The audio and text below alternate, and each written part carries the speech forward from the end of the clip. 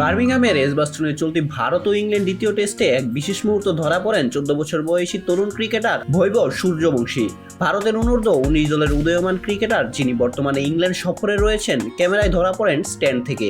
Team ইন্ডিয়ার জন্য তাকে গলা ফাটিয়ে চিৎকার করতে দেখা যায়। তার সঙ্গেই ছিলেন ভারতীয় অনূর্ধ্ব 19 দলের আরও কয়েকজন সতীর্থ। ভারতের বর্তমান ক্যাপ্টেন শুভমান গিল যখন ইংল্যান্ডের বিরুদ্ধে 311 বলে ডাবল 100 পূর্ণ করেন, তখনই উল্লাসে ফেটে পড়তে দেখা যায় এজবাস্টনের সূর্যবংশীকে, এবং সেই মুহূর্তেই তিনি স্পটলাইটে পড়ে যান। ওয়ালটন এখন দেশের সীমানা পেরিয়ে পৌঁছে গিয়েছে 50টিরও বেশি দেশে।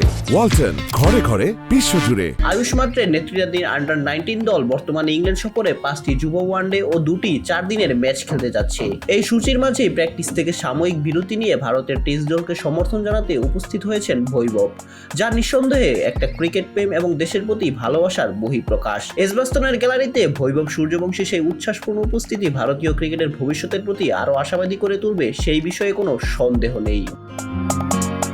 অঙ্কুর গমেজ, বিডি আর্কাইভ স্পোর্টস।